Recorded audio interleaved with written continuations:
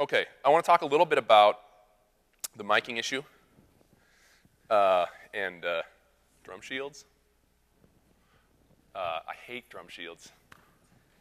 Anybody like them? Anybody in the room like drum shields? Nobody. What? I suppose, yeah. No, it's always in the necessary evil category. Right.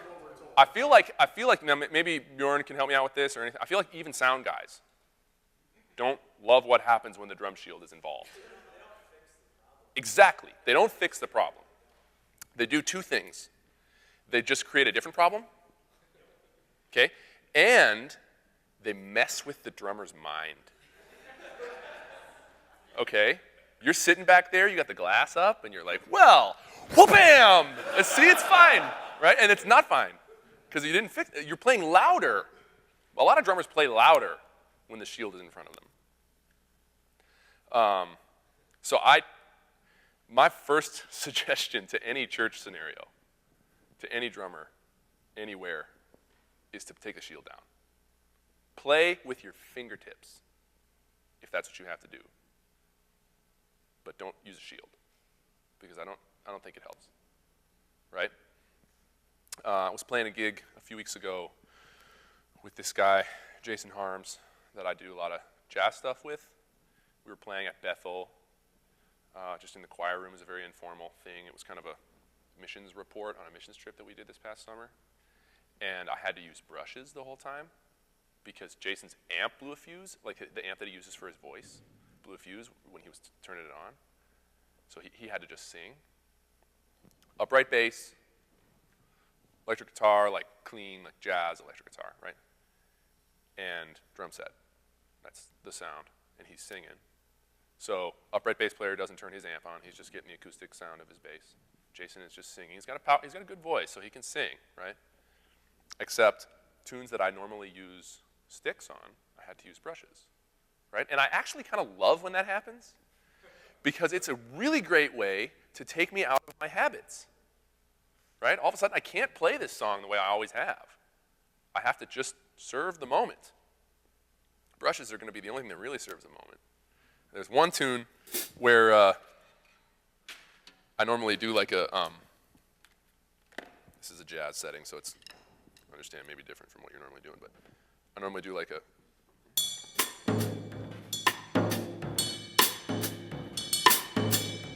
like it's kind of just like a really like tribal, just understated thing, and the stick was too loud, right?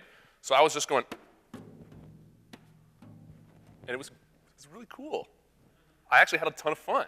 I didn't in any way feel hampered or restricted in what I could contribute to that moment, in serving that moment. I just had to completely reconfigure how I contributed, right? That's the premise here. You're in a small room. This is not First Avenue. This is not the Excel Center. So don't play like it is. But, I mean, the shield isn't going to enable you to play that way. If you think it is, you're missing a lot of key factors.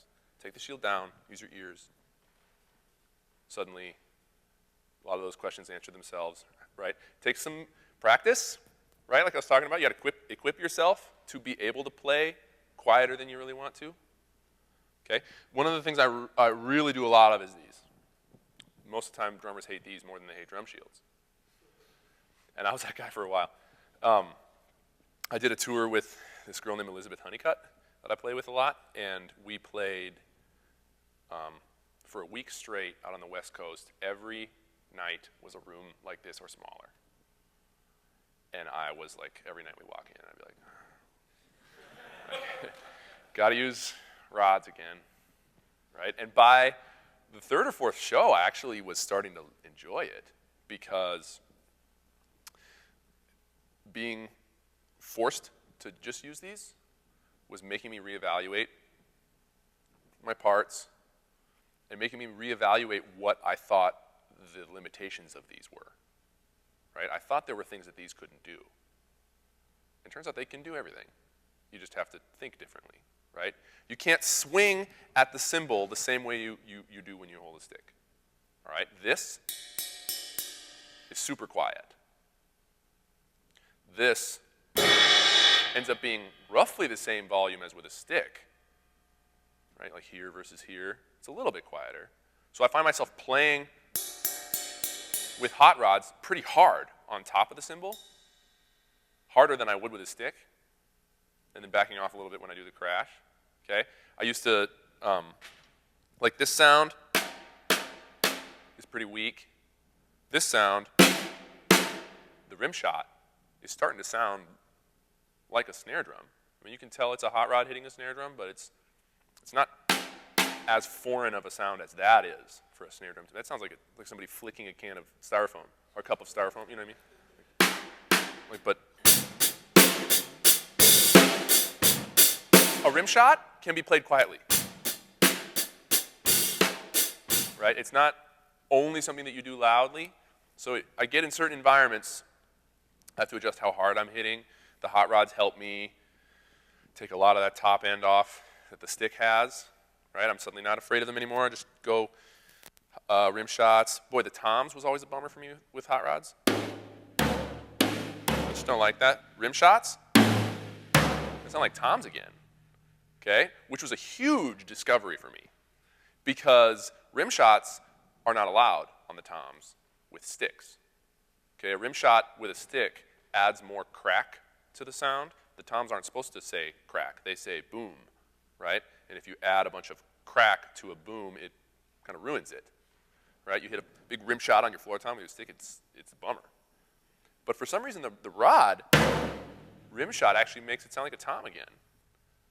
So again, we're talking context, and suddenly I'm in a situation where I have to play quietly. I'm using hot rods, and now I got to remember to hit rim shots on the toms, which means that's probably something I got to practice because it's something I haven't done much before or whatever. But right, I have a lot of affection for these now, and I tell my students that a lot. You know, that complain about hot rods. I'm like, if you don't like hot rods, it's because you don't know hot rods.